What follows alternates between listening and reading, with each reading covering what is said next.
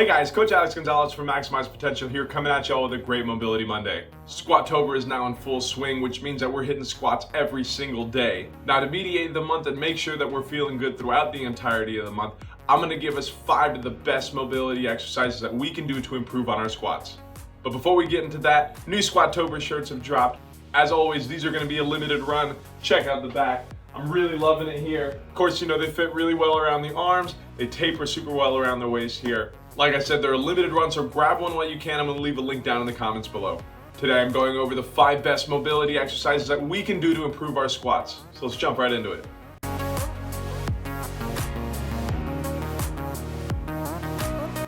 I feel like we toss around the word mobility quite a bit. But when I say mobility, that doesn't strictly mean myofascial release or just stretching. One of the biggest and arguably most important part of mobility is going to be the strengthening aspect of it. These exercises are going to focus on dynamic motions that are going to help us get into that squat position. Now, don't get me wrong, when it comes to recovery, I do like static stretches, and I do think that they're very important. But when we're training or looking to do something to better our squat, we have to do things that are going to mimic that same motion. Now, motion is going to be the key word here. In a static stretch, we're going to be staying completely still. And I don't know about you, but a squat doesn't seem so still to me. So making sure that we keep these strengthening exercises, making sure that we do this mobility, nice and dynamic is going to be what's going to be most important. All right, the first exercise that we're going to be focusing on is going to be a dynamic stretch for that hip flexor. This is going to be called a back lunge and reach. So just like the name says, we're going to sit back into a back lunge here and reach straight up in the air. Now, as we come down to the ground, we should be squeezing this glute here, which is going to force that hip forward, which is going to make sure that we get a good stretch in this hip flexor. Try to avoid an overarch in the low back. That's going to put a lot of tension in that low back and cause a couple of problems, not really feel so super hot. So make sure that we squeeze that glute to push that hip forward, get a good stretch into that hip flexor here. If you want a little bit of an added stretch, you can squeeze this core, push that belly button into that low back. This is going to help rotate those hips into a good posterior position and really give us a good stretch. Like I said, make sure that we keep this dynamic, so we're going to keep it moving here. We're going to go about 10 to each side. Remember, everything you do to one side, you've got to do to the other. So swap sides. Great, now that we've got the hip flexors nice and stretched out, we're going to work on some strengthening. This is going to be called an A march, so if you've never done this before, I would highly recommend being next to a wall, being something that we can hold on to here. I'm going to turn sideways so this way we have a little bit of a better angle of these joints. So an A march, we're essentially just going to be regular marching here. However, I want us to be paying attention to this top position here. This is called a thigh block. Now, the importance of a thigh block is that at the top here, you should have a 90-degree angle at the hip, you should have a 90-degree angle at the knee, and then we should be completely dorsiflexed here. If we're dorsiflexed and we have that 90 at the knee, ideally this heel should be about halfway up our thigh. Now, this is what a good thigh block looks like, and this is what we're looking to maintain. As we come up, good 90, good 90. This is going to ensure that we can get all the way down into that 90-degree angle at the bottom of that squat. Doing these marches is essentially going to help strengthen and reinforce the pathway of the knees and strengthen the hip flexors. Now, don't worry about going all the way down to 90 when we get into these squats. Everybody's physiology is different, but this is going to help us be more comfortable at the bottom of our range of motion. Now, if we have a light band available, we can always take this and we'll place it right around the bottom of the feet. Not the ankles, but the bottoms of the feet here.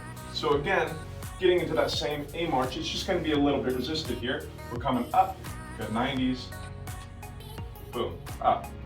Same kind of thing, we're getting into that good strengthening of the hip flexor, which is going to be very important at the bottom of that squat. We're going to want to aim for about 15 on each side here. All right, so our next exercise is going to be an elbow to instep with a rotation. So the way that this is going to look is going to be very similar to a lizard pose in yoga, if we're familiar with that. So I like to come up to a quadruped position here, and I'm going to take my right leg, and I'm going to take it right up next to my hand. Again, this is called an elbow to instep, so think of it, that elbow right into that instep right here. Now this back foot, I'm going to bring up, and ideally get into this kind of high lunge lizard position here. Now we're going to introduce a rotation, so we're going to rotate towards the knee that we have up. We're going to come on up here, hold for about a split second, and come on down. Up, count that 1 Mississippi, and back down. Now the leg position here is going to help keep the hips nice and open, all while we get a good mid-back stretch. Again, making sure that we make everything nice and dynamic is going to translate better over to a squat, which is a more dynamic motion. Remember, everything you do to one side, we've got to do to the other, so go ahead, take that other foot back. We're going to bring that other one up, same thing, good elbow to instep, and we're going to rotate. Let's go ahead and go about 10 on each side here.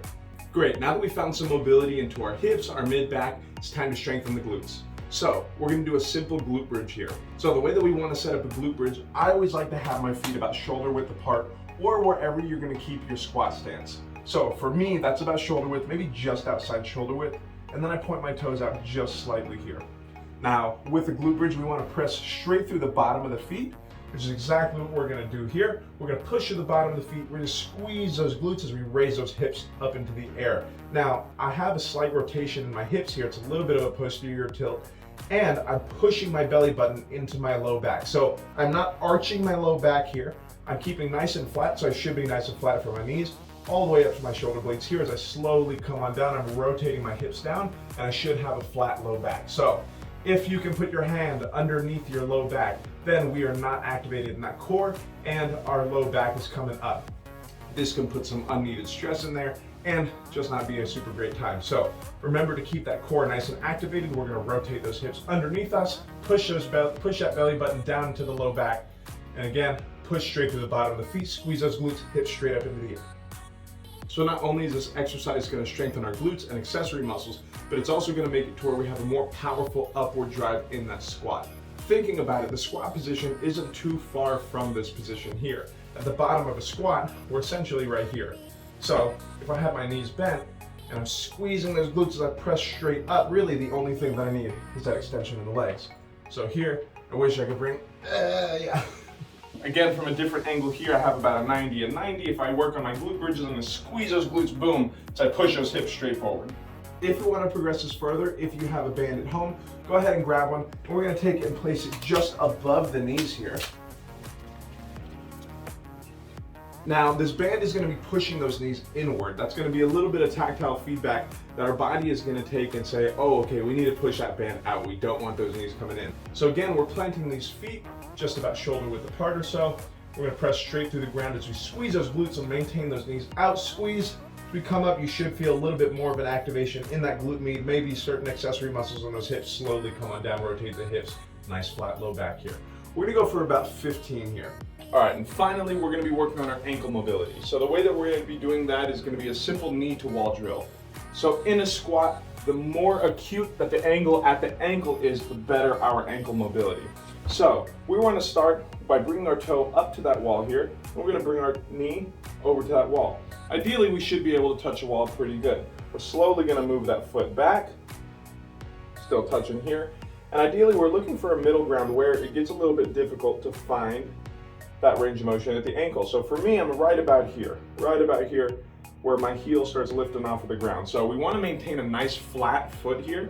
That's how we're going to get the most accurate reading of our ankle mobility here. So this is about my distance. I'm going to slowly bring it on in and touch that wall. Essentially, I'm strengthening this tibialis anterior. So my middle ground is right about here. So I'm going to bring it forward. I'm going to touch the wall and come on back. So this is really the only point in time where I'm okay with putting a little bit of weight towards the front of that knee here. We're looking to lessen that angle at the ankle here. Increasing our ankle range of motion is going to do a lot because a majority of that power is going to be going from the ground up. So making sure that we translate power efficiently through that first chain of movement is going to be the best thing for us. We're going to go about 15.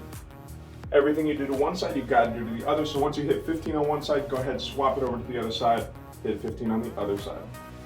Alrighty, y'all, that's all I got for us today. Go ahead and try this out at home. Get over here for a workout. Let me know how we feel before, after. Make sure to track your improvements, and remember, consistency is key. Like I said earlier, the new Squattober shirts are in stock, so go ahead and grab one while you can. They're a limited run. I'm going to leave a link down in the comments. Don't forget to like and comment down below with any questions that you may have or suggestions for content that you want to see. But other than that, I'm Coach Alex. Be good, drink some water. I'll see y'all on the next one.